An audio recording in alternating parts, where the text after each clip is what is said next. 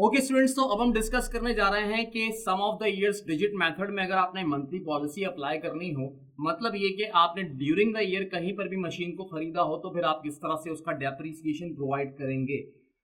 बेटा आपने सीक्वेंस को समझना है। पहले मैंने आपको स्ट्रेट लाइन मेथड समझाया, उसको एनुअली बेसिस पर समझाया, और उसके बाद फिर मैंने आपको उसको मंथली बेसिस पर आपने किस तरह से कैलकुलेट करना है वो बताया। इसी तरीके से sum of the years digit method को भी पहले मैंने पूरे ईयर के हिसाब से निकालना सिखाया। अब मैं आपको ये बता रहा हूं कि किस तरह से अगर मंथ वाइज आपने उसका डेप्रिसिएशन प्रोवाइड करना है तो फिर आप किस तरह से काम करेंगे। चले बेटा डिस्कस करते हैं।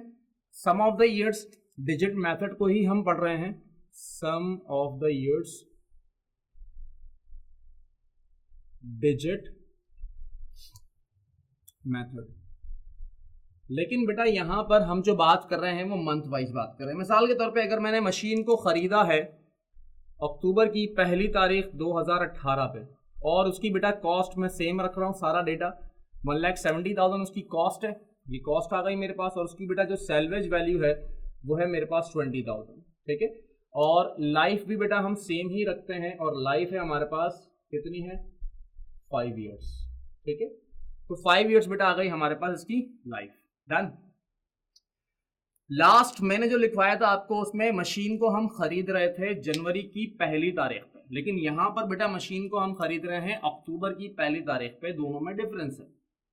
अब जब मैं इसके ईयरली फ्रैक्शंस को देखूंगा और इसकी जो डेप्रिशिएबल कॉस्ट को देखूंगा, तो पहला काम क्या करना है, हमने डेप्रिशिएबल कॉस्ट निकालनी है। आओ निकाल लेते हैं बेटा डेप्रिशिएबल कॉस्ट, डेप्रिशिएबल कॉस्ट, ठीक है। और डेप्रिशिएबल कॉस्ट कैसे निकलती है ये बात हम जानते हैं, कॉस्ट में से हम माइनस कर देंगे। ये वाला काम मैं जल्दी जल्दी कर देता हूँ क्योंकि आपने ऑलरेडी समझा हुआ है इसको। तो ये आएगा बेटा 1,50,000, ठीक है, ओके।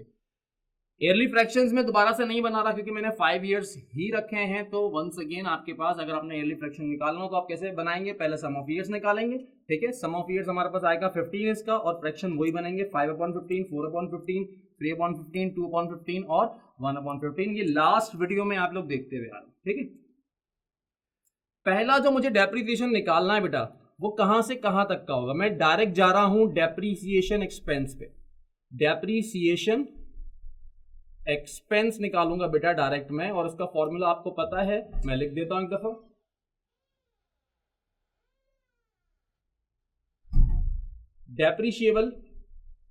डेप्रिशिएबल कॉस्ट, और बेटा इसको हम मल्टीप्लाई करेंगे, किससे मल्टीप्लाई करेंगे, ईयरली फ्रैक्शन से, ठीक है, ईयरली फ्रैक्शन, ठीक है बच्चों, ओके। अब क्या करना है हमने, मैंने डेप्रिसिएशन निकालना है from October 1st 2018 till December 31st 2018। पहले मैं डेप्रिसिएशन एक्सपेंस निकाल रहा हूं किसका बेटा, अक्टूबर की पहली तारीख 2018 से लेकर और दिसंबर की 31 तारीख 2018 तक का, यानी जिस साल में मैंने मशीन को खरीदा। और हमारा अकाउंटिंग ईयर वंस अगेन वही है, फ्रॉम जनवरी टू दिसंबर, यानी accounting year starts from January 1st and जो होगा वो कहां पर होगा बेटा, हमारा December 31st पे होगा, ठीक है। तो ये हमारा पूरा ईयर है, लेकिन मैं जो डेप्रिसिएशन निकाल रहा हूं वो सिर्फ 3 महीनों का मुझे यहाँ पे चार्ज करना है। वो कैसे करूंगा, फॉर्मूला आपके सामने, depreciable cost multiply by yearly fraction. लेकिन बेटा इससे जो डेप्रिसिएशन निकल कर आएगा इस फॉर्मूले से, वो निकल कर आएगा पूरे साल का, बट मुझे पूरे साल का नहीं चाहिए। वंस अगेन मैं क्या काम करूंगा, वही फ्रैक्शन अप्लाई करूंगा, मल्टीप्लाई बाय 3 डिवाइड बाय 12, क्योंकि यहाँ पर क्या बन रहे हैं, 3 महीने बन रहे हैं, ठीक है। ज्यादा होंगे तो ज्यादा उसी हिसाब से काम करें। चलो बेटा डेप्रिशिएबल कॉस्ट कितनी है मेरे पास, 1,50,000 मल्टीप्लाई बाय, पहले हम लगाएंगे मशीन का ईयरली फ्रैक्शन। तो मशीन का जो ईयरली फ्रैक्शन है वो क्या है बेटा, 5/15, ये लास्ट वीडियो में समझा कर आ रहा हूं।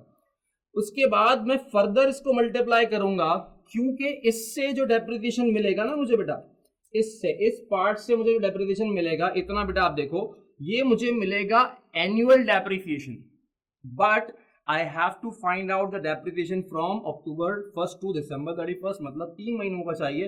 तो मैं फर्दर इसको मल्टीप्लाई बाय 3 डिवाइडेड बाय 12 करूंगा, तो मेरे सामने इसका डेप्रिसिएशन निकल के आ जाएगा, क्योंकि 2018 का कहलाएगा। और वो कितना होगा बेटा, इससे आएगा 50,000 मल्टीप्लाई बाय 3 डिवाइड बाय 12 करें तो ये आएगा बेटा हमारे पास 12,500।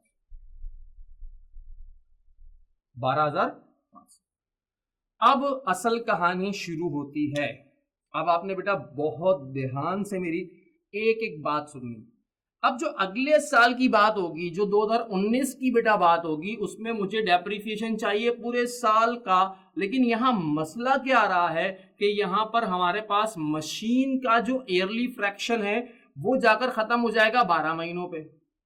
लास्ट मैंने वीडियो में आपको ये समझाई थी बात कि मशीन का जो ईयरली फ्रैक्शन है हमने जो बनाया ना 5/15, 4/15, 3/15, 2/15, 1/15, ये फ्रैक्शन जो है ये 12 महीने पूरे करेगा और बदल जाएगा। इस फ्रैक्शन को यहां पर कितने महीने हो चुके हैं, 2018 में इस फ्रैक्शन को कितने महीने हो चुके हैं सर, 3 महीने। तो जब हम 2019 का डेप्रिसिएशन निकालेंगे ना बेटा, तो पहले तो मैं इसी फ्रैक्शन से निकालूंगा 9 मंथ्स का, फिर फ्रैक्शन बदल दूंगा और 3 महीने का डेप्रिसिएशन निकालूंगा। चलो बेटा अब हम बात करते हैं कि 2019 का डेप्रिसिएशन आप किस तरह से फाइंड आउट करोगे। अब जो मैं बातें आपसे करने जा रहा हूं बेटा, इसको बहुत ध्यान से समझना, क्योंकि यहीं पर ही मैंने देखा है कि 90-95% बच्चों को प्रॉब्लम होती है, वो इस बात को अंडरस्टैंड नहीं कर पा रहे होते हैं। अब मुझे जो डेप्रिसिएशन चाहिए, जो अब आगे मैं बात करूंगा 2019 का, वो कहां से कहां तक का जरा देखो। From January 1st 2019 till December 31st 2019, मतलब ये पूरे 12 महीनों का मुझे डेप्रिसिएशन फाइंड आउट करना है। और अब मैं ये कैसे करूंगा, देखो बेटा इसको मैं करूंगा 2 हिस्सों में। अब ये 2 हिस्सों में कैसे होगा, एक बात समझ लो कि ये जो फ्रैक्शन था हमारा यहां पर 2018 में जो हमने लगाया था ईयरली फ्रैक्शन 5/15, इसको कितना टाइम यहां पूरा हो गया था सर, यहां पर इस फ्रैक्शन को जो पूरे हुए थे वो 3 महीने हुए थे। अब क्या करना है कि हमने हर फ्रैक्शन को, हर ईयरली फ्रैक्शन को यहां पर 12 महीने लाजमी पूरे करवाने हैं, फिर वो बदलेगा।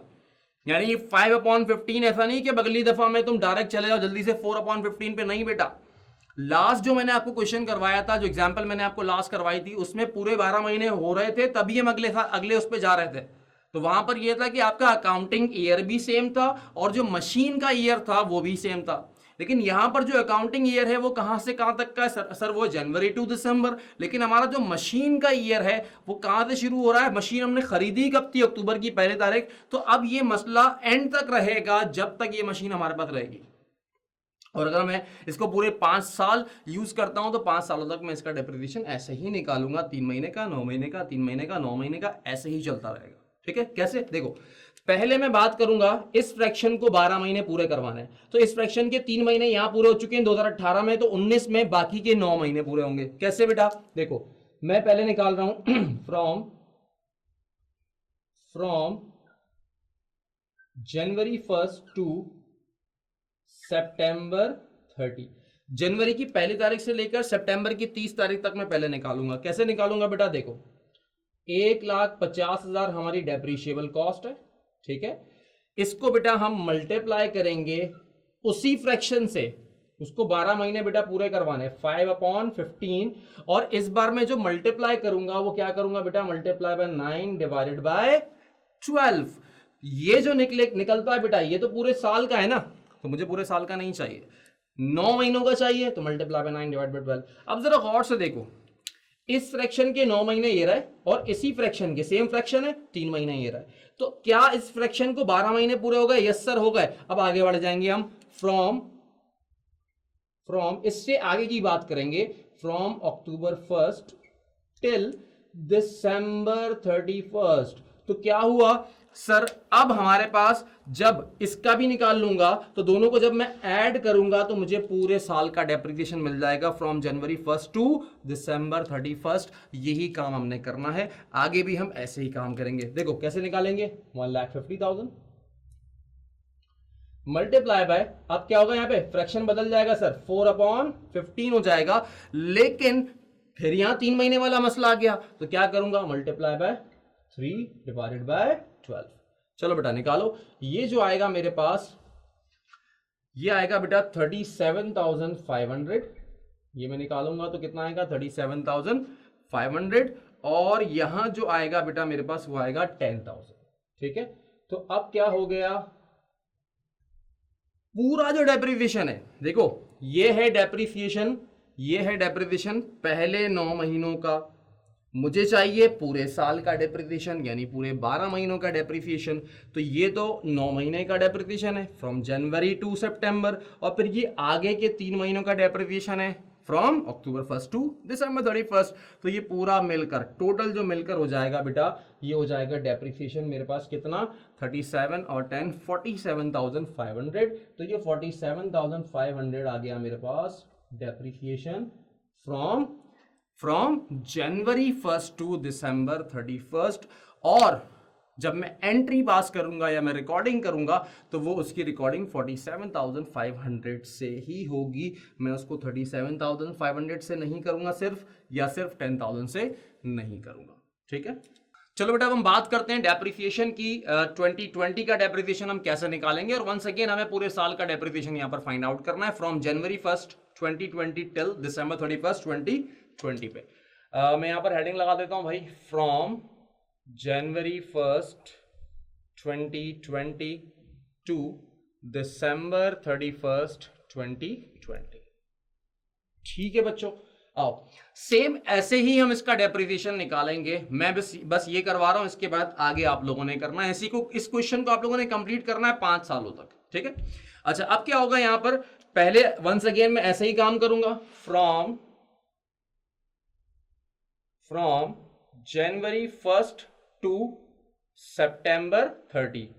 कितना आएगा भाई, 1,50,000, और इसको हम मल्टीप्लाई करेंगे। फ्रैक्शन क्या था हमारा, लास्ट जो फ्रैक्शन है बेटा वो क्या होगा यहाँ पर 4/15। तो यहां पर भी क्या आएगा मेरे पास 4/15, लेकिन इसको किससे मल्टीप्लाई करूंगा, 9 डिवाइडेड बाय 12। देखो बेटा जो काम मैंने यहां किया था ना, क्या किया था, 5/15 को 12 महीने पूरे करवाए थे, वही काम अब 4/15 के साथ तुमने करना है, इसको भी तुमने 12 महीने पूरे करवाने।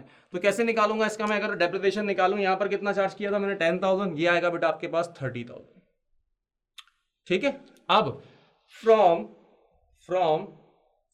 अक्टूबर 1 to December 31 1,50,000 multiply by 3 divided by 15। देखो फ्रैक्शन बदल गया, लेकिन क्या करूंगा, सिर्फ 3 महीनों का निकालूंगा, यानी मल्टीप्लाई बाय 3 डिवाइडेड बाय 12। ये तुम डायरेक्टली भी कर सकते हो बेटा, अगर चाहो तो डायरेक्ट करो, नहीं तो पहले ये निकाल लो एनुअल, बाद में मल्टीप्लाई कर लो, कोई फर्क नहीं पड़ता, इन दोनों बातों से कर सकते हो।